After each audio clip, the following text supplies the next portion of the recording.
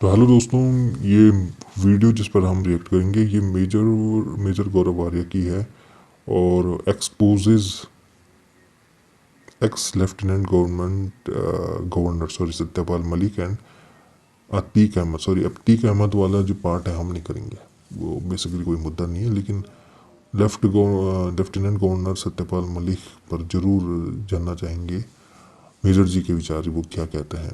तो वीडियो हम उतना ही पार्ट जहाँ से सत्यपाल मलिक पर वो कहते हैं तो उसे देखते हैं। पूरी वीडियो देखने के लिए आप इनके चैनल पर जाएं या वीडियो जो लिंक है वो हमारे डिस्क्रिप्शन में मिल जाएगा, और इनके चैनल को सब्सक्राइब करें, साथ में हमारे चैनल को सब्सक्राइब करें। चलो शुरू करते हैं। आगे गिर जाते हैं मुकेबल। अच्छा, सत्यपाल मलिक जी ने क्या बोल दिया? सत्यपाल मलिक जी ने बोल दिया कि जब पुलवामा हुआ तो उसमें हमारी लापरवाही थी, और जब पुलवामा हो गया तो मुझे बोला मलिक साहब बोलना मत किसी को, ये चुपचाप दबा के रखना कि बात क्या थी, डोंट टेल एनीबॉडी। ये बात सत्यपाल मलिक साहब कहते हैं कि नरेंद्र मोदी जी ने भी बताई मुझे, और श्री अजीत डोवाल जी नेशनल सिक्योरिटी एडवाइजर, उन्होंने भी बात बताई। अब मैं आपको दो तीन बातें बताता हूं सत्यपाल मलिक जी के स्टेटमेंट के बारे में। कुछ बातें बड़ी, कुछ बातें छोटी, जिससे मैं ये प्रूव करूंगा, ये मैं साबित करूंगा। कुछ बातें बड़ी छोटी हैं, आप बोलेंगे मेजर साहब इसका क्या लेने देना, आप मुद्दे पे पूरा बताता हूं आपको खेल। ठीक है, ये पूरा गेम कैसे। सबसे पहले इन्होंने बोला कि ये हादसा हुआ, ये अटैक हुआ, Modi ji Jim Corbett park में थे उस वक्त और उनसे संपर्क नहीं किया जा सकता था। अच्छा, मैं दो आपको बात बताता हूं। Modi ji Jim Corbett park में थे, यह बात सच है, यह बात सच है, इस कोई डाउट नहीं कर सकता। लेकिन यह कहना कि फिर मोदी जी किसी ढाबे पे गए और लैंडलाइन से कॉल करा, मोदी जी ढाबे पे गए। मैं एक बात बताता हूं कि the prime minister of India is protected by the special protection group. जो एसपीजी है ना, एसपीजी स्पेशल प्रोटेक्शन ग्रुप के highly trend commandos Modi ji के साथ 24 घंटे रहते हैं। मनमोहन सिंह जी के साथ भी थे, उसके पहले जो भी था, मतलब Rajiv Gandhi and later. Major ji की ये बात, मतलब मैंने खुद पूरी वीडियो देखी, मैंने इस छोटी सी बात को पॉइंट आउट नहीं किया। यही होता है एक एनालिसिस में, जो एक जो होता है ना, क्या कहते हैं उसे, एक्सपीरियंस। तो एक्सपीरियंस ही है। Rajiv Gandhi and later, SPG ना हर एक प्राइम मिनिस्टर को प्रोटेक्ट करा है। अगर कल मोदी जी बोलें कि मैं माउंट एवरेस्ट की चोटी पे खड़ा हूं और यहां से जरा फोन लगाना, मुझे जो बाइडेन से बात करना है, एसपीजी वहां से कॉल लगाएगी। They are armed with satellite phones, right. देखो, मैं एक बात बताता हूं कि मैं मलिक साहब की बड़ी इज्जत करता हूं, हमारे बड़े हैं, गवर्नर रह चुके हैं, और सिर्फ यस, सिर्फ जेएनके के नहीं, और कई करेक्ट। स्टेट्स के भी गवर्नर रह चुके हैं। सर, थोड़ी सी कम छोड़ते अगर आप, तो हमें अच्छा लगता, थोड़ी सी कम छोड़ते। ये कहना कि how can the prime minister of India be out of contact for a few hours, ऐसा हो ही नहीं सकता। ये बात मैं जानता हूं खुद कि एसपीजी वालों के पास सैटेलाइट फोन्स होते हैं। अरे, प्राइम मिनिस्टर ऑफ इंडिया के पास तो अपनी खुद की सैटेलाइट्स है वहां पे, गवर्नमेंट ऑफ इंडिया की इन स्पेस कम्युनिकेशन सैटेलाइट्स हैं। आपको लगता है पीएम को यस, इससे फर्क पड़ रहा हो जिम यस, कॉर्बेट में? आउट ऑफ वो कॉन्टेक्ट नहीं हो समुंदर के सकता बीचों है। बीच हो, वहां से करेक्ट इनसे बात है, मुझे कॉल लगाओ, वहां से कॉल लगेगी क्योंकि उनके साथ। देश में अगर पाकिस्तान युद्ध कर देता तो क्या हम इस बात को जस्टिफाई करते कि जब देश का पीएम, क्योंकि कॉर्बेट नेशनल पार्क में शूटिंग कर रहे थे तो वो आउट ऑफ कांटेक्ट थे, पता तो था।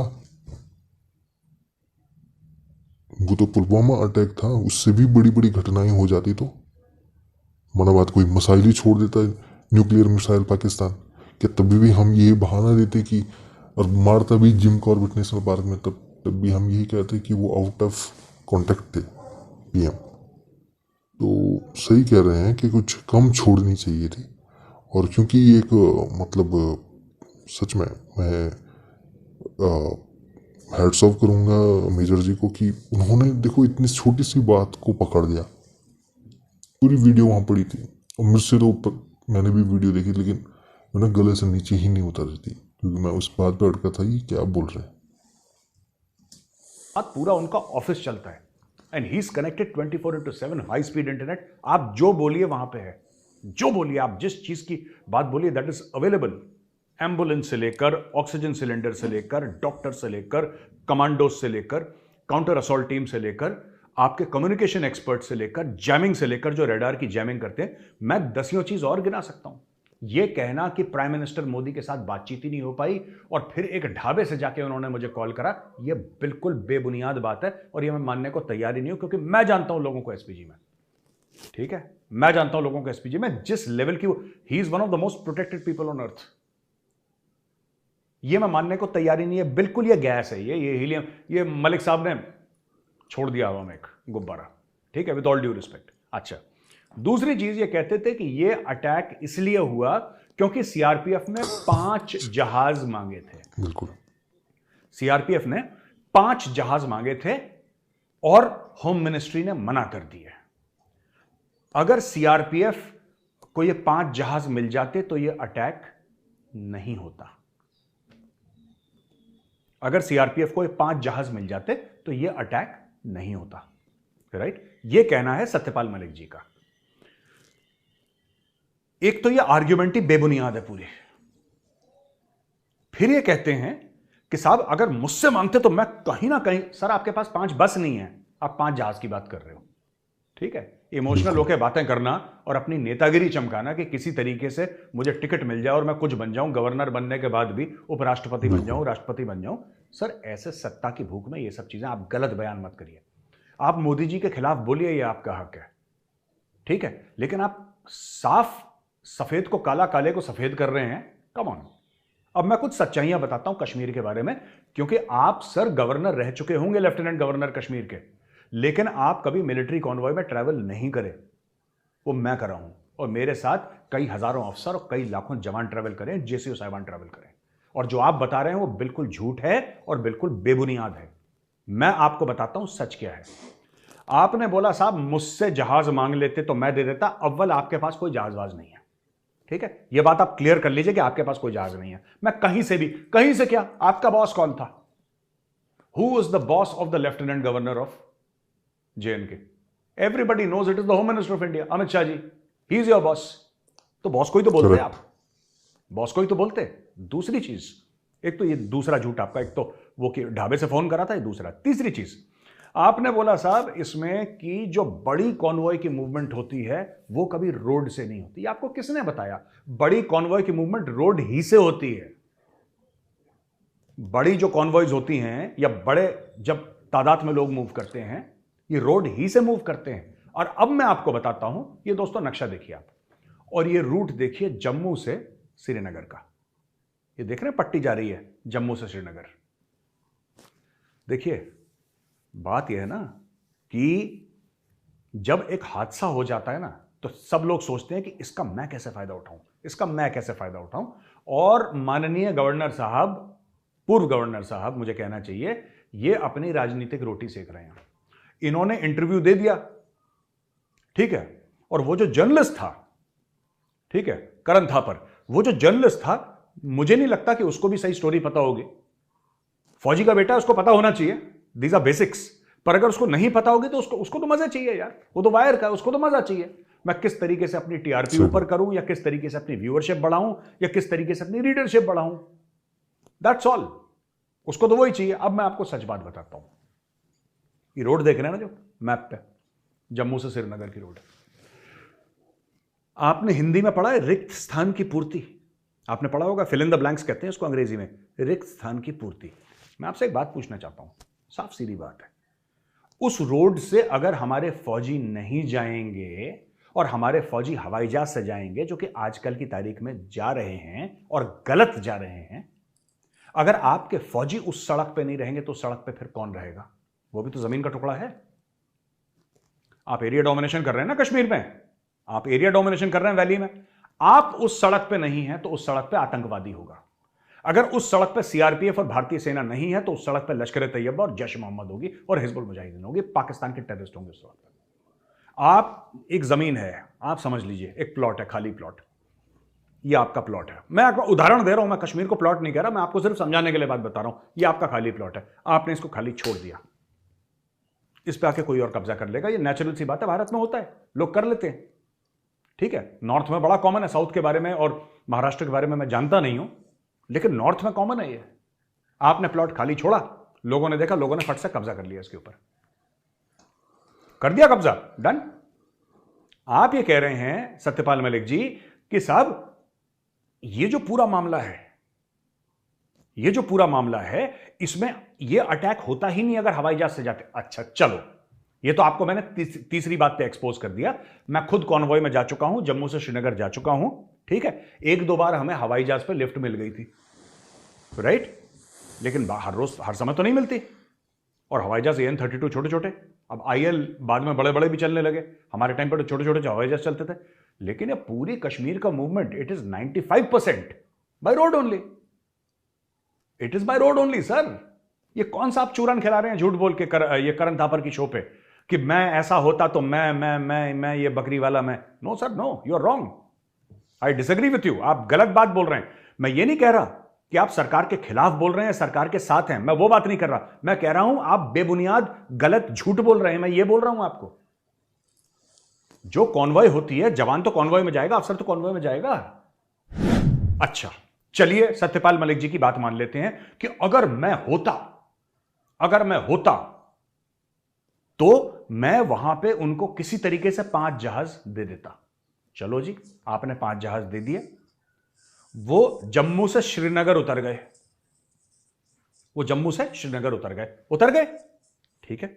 अब श्रीनगर में तो रहना नहीं उन लोगों को, उसमें से 5% रहेंगे श्रीनगर में। किसी को अनंतनाग जाना है, किसी को कुपवाड़ा जाना है, किसी को तंगधार जाना है, किसी को तराल जाना है, फिर किसी को लेथपुरा जाना है, पुलवामा, राइट, किसी को कहीं जाना है, किसी को कहीं जाना है। पूरे कश्मीर में लाइन ऑफ कंट्रोल से लेकर पूरा एरिया जो है, सब जगह उन फौजियों को फैलना है। वो कैसे जाएंगे सर?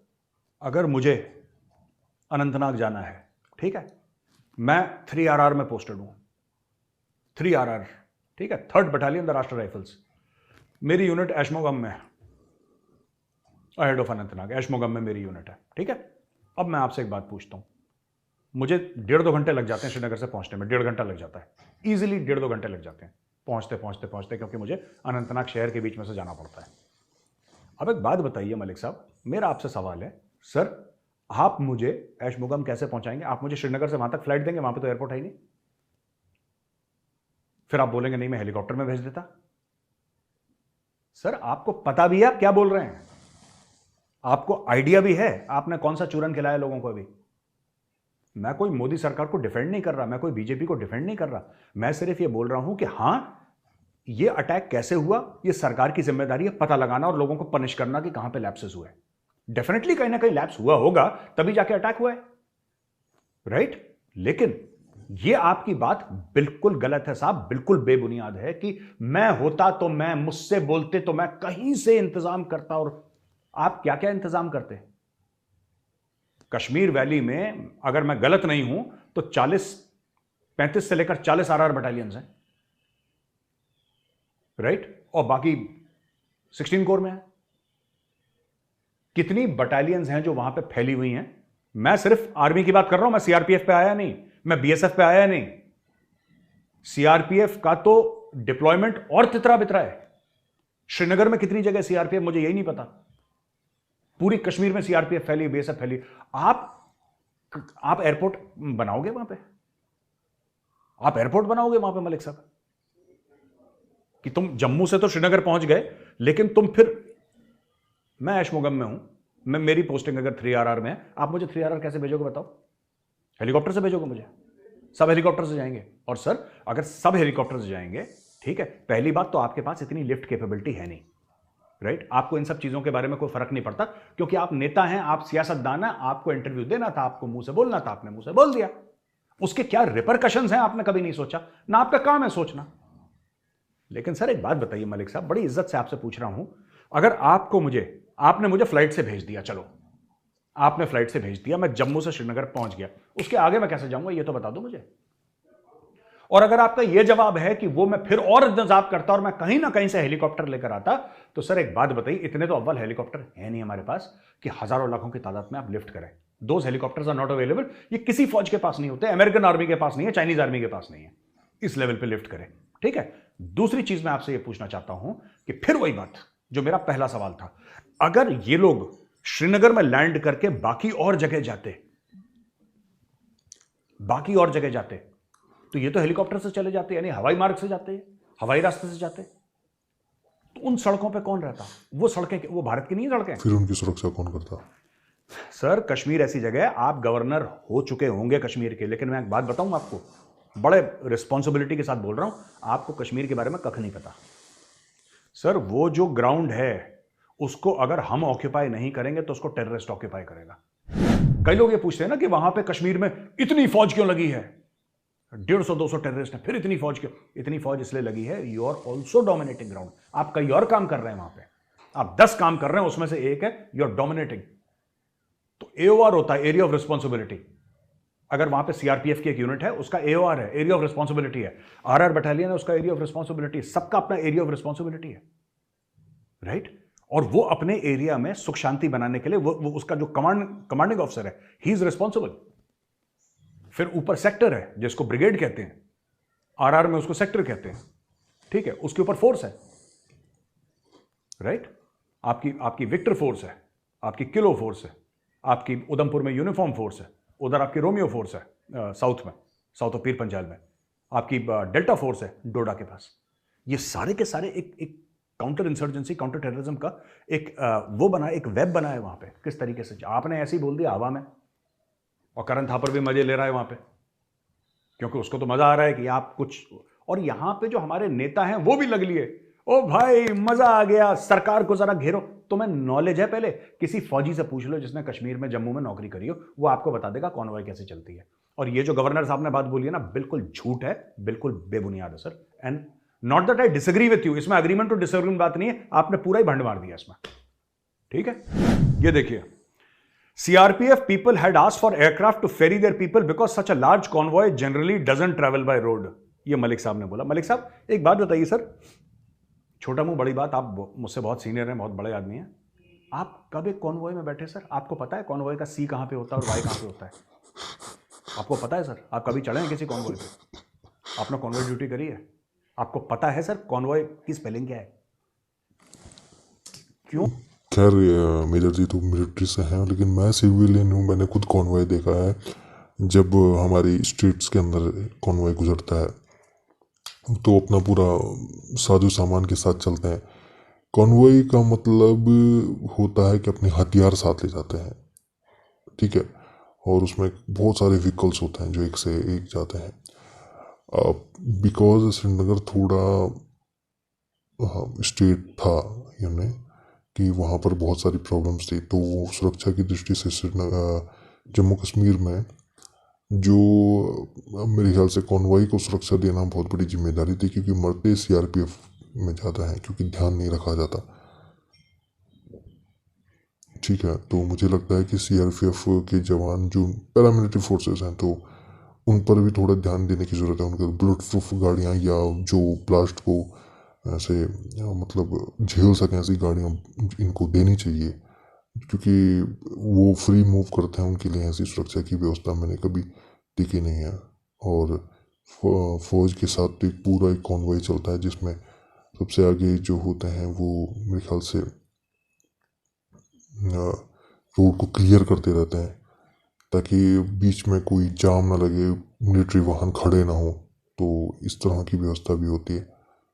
और या मैंने तो हमेशा उनको पूरा पैदल ही देखा है, क्योंकि उनमें बड़े हथियार चलते हैं। कभी जो आर्टिलरी है वो पीछे लटकती रहती हैं, उनसे चलते हैं।